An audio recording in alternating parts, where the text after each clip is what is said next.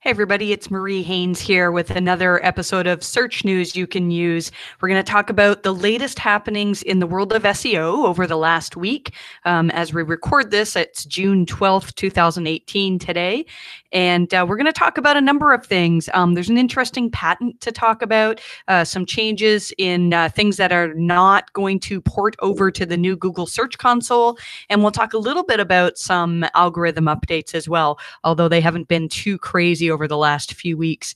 You might notice behind me, everything's all messed up. You can't of this you can see on the video. We're currently doing some soundproofing in the room and making this into a bit more of a studio, and so we're in the midst of some construction right now. I'm going to share my screen and we will get on to the newsletter. So again, just as we usually do, everything that we're discussing here is in the light version of my newsletter, which is completely free for anybody to take advantage of. And so then I also do have a paid version of the newsletter, which gives you tons of other information if you're interested in that. So let's talk about algorithm updates. In the last week or so, there are two dates where I think there might have been a bit more of a significant algorithm update, but they're very mild compared to some that we've seen recently. So June 4th, 2018, I put this date down because I'm seeing a lot of sites in my analytics that I have access to that are showing some increases on this date. And a couple of them, they could potentially be seasonal. So I'm a bit reluctant to go out and call it a full out quality update. Also, if you look at the algo checkers like Mozcast and Algoroo and all of those, they don't really show a whole lot of movement on June 4th. So we'll come back to that in the future if it looks like there was a fair bit more activity.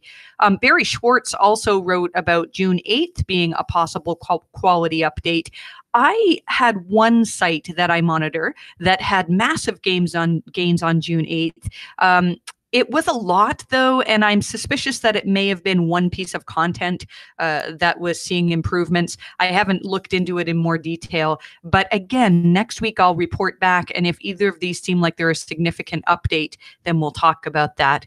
As we have just started offering, if you are not sure whether you've been affected by a recent algorithm update, there's a service that my team and I are offering where we can monitor those things for you and let you know. So if you're interested in that, you can contact me at marie@mariehaynes.com.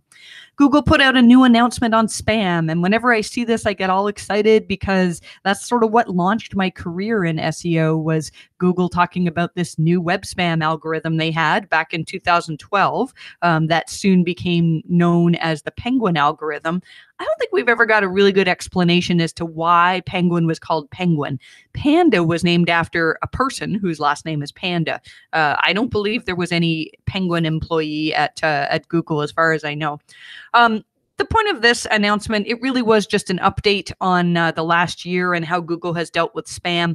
Something that I thought was interesting was that last year they gave out 6 million manual actions. And I looked back and in the previous year, it was 9 million. And that makes sense. Google's getting really good at algorithmically demoting things and they don't have to go and give a manual action out.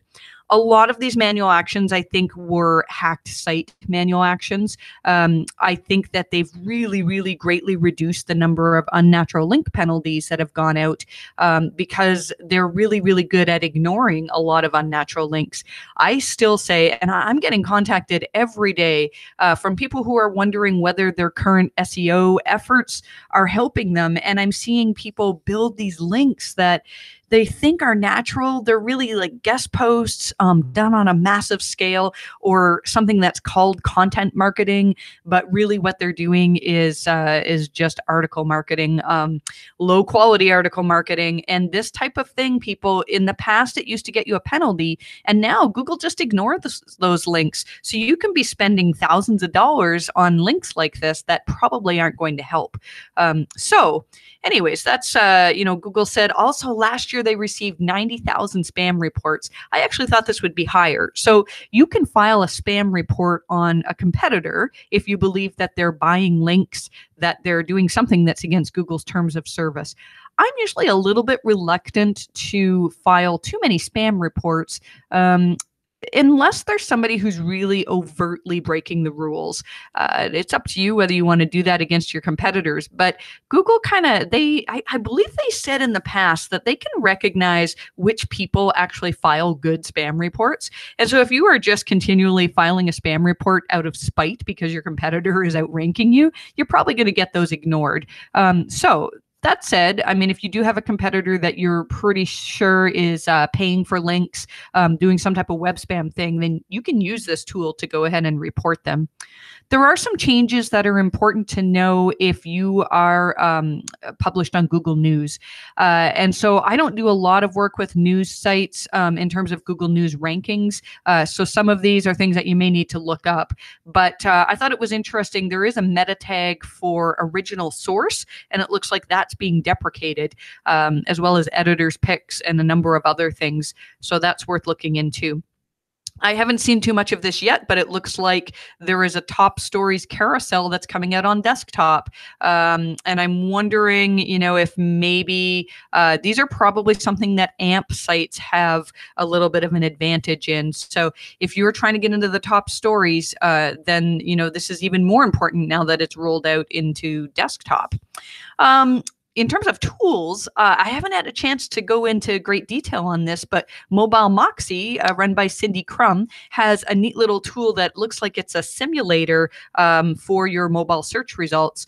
And that's something that I'm really interested in hearing more about, especially as Google is moving towards mobile first indexing. I should mention too, I didn't put this in the newsletter, but it's been a little while now since I've had an email from Google saying that they're moving any of our sites into mobile first indexing. Looks like they've sort of paused that for a while.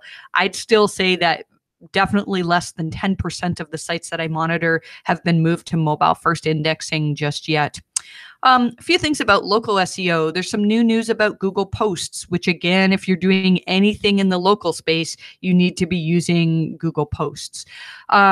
Google Posts has two new types now. So one is a product, and you can have a call to action on the product, and the other is an offer. And so if these are things that fit into your business model, then that's something that you may want to consider using. Some people have noticed a new layout on posts where there are actually stats on how many people are watching your videos. And so I think that that's something that we can take a look out for as well.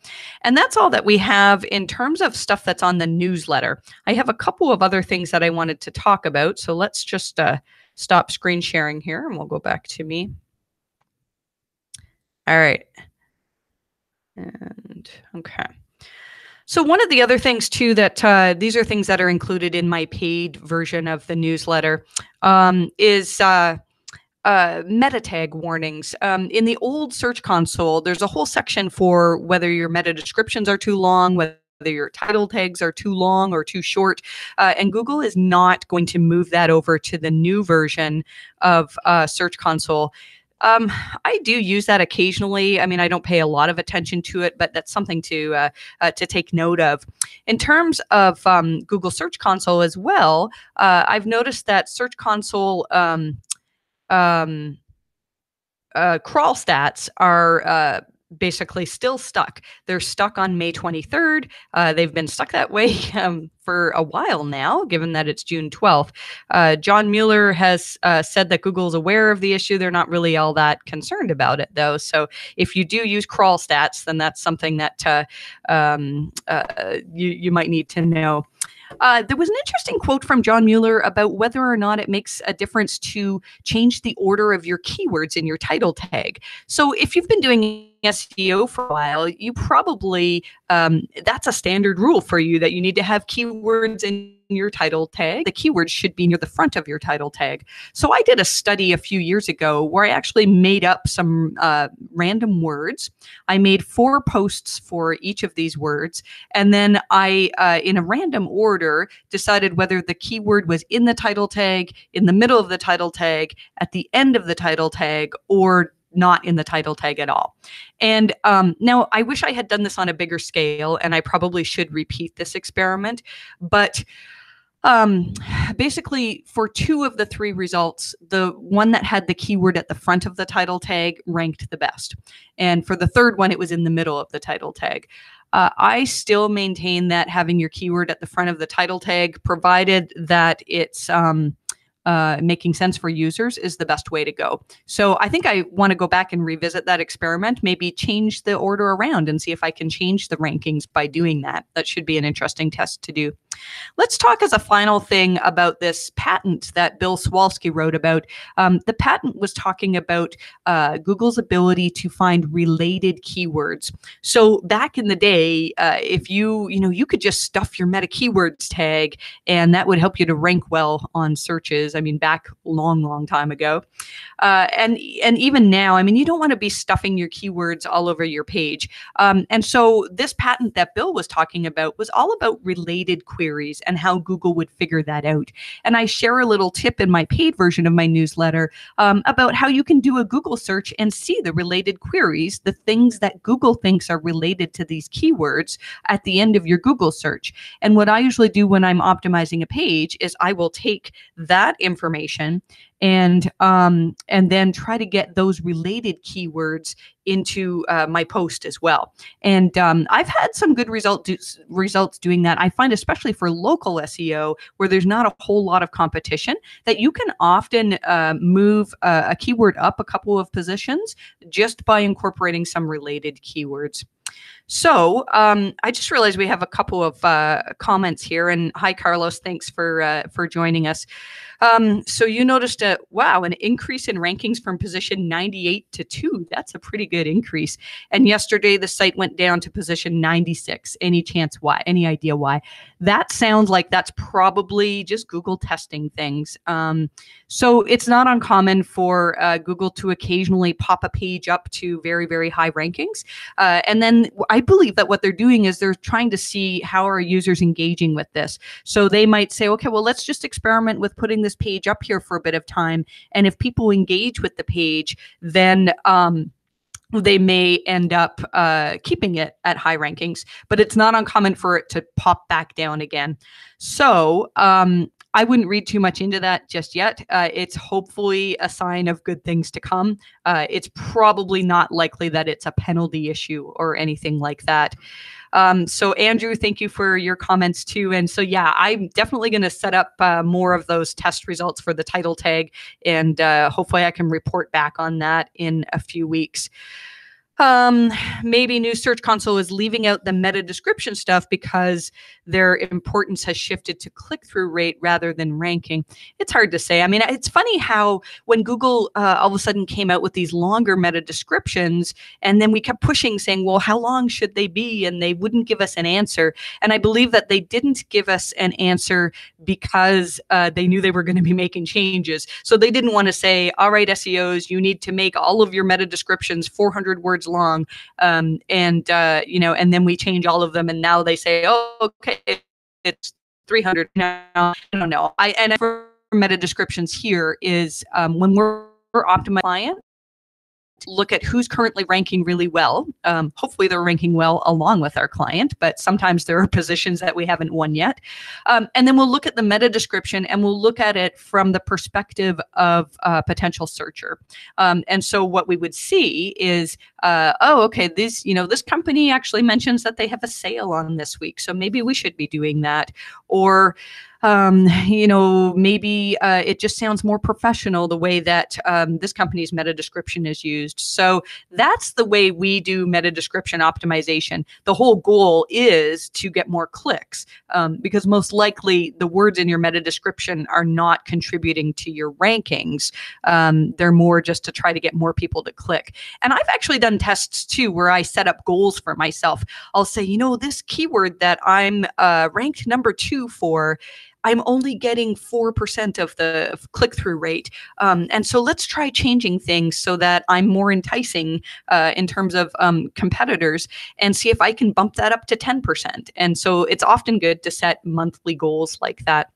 Have you heard anything about Search Console coming out of beta? I did hear Jenny Hallis tweeted a quote from John Mueller just recently saying that it's probably going to be about a year before they have ported everything that they're going to over from old Search Console into new Search Console. And so, a year is a long time. I don't know why why they're taking so long to do all of this. And it concerns me that, we don't have a lot of stuff from the old Search Console. We can't get links in the new Search Console. There's no security section. There's a lot of things that are missing.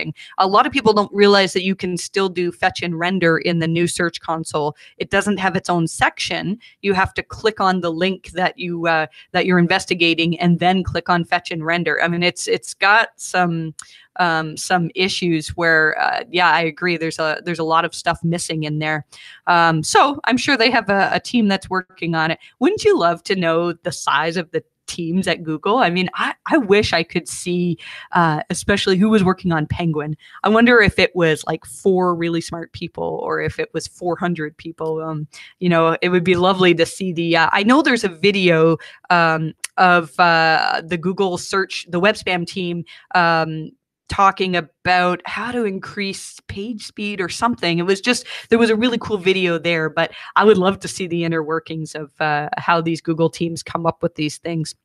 Well, I think that's all we have for today. I want to really thank those of you who contributed with discussion. I'm debating whether I'm going to continue to do these as a live video or perhaps just pre-record them. So if you do find this discussion helpful, I would love for you to leave a comment on that. So thanks, everybody. We'll see how things go over the next week and see if we have any updates on these potential algorithm updates for me to report on. I wish you the best for your rankings, and we'll talk to you soon.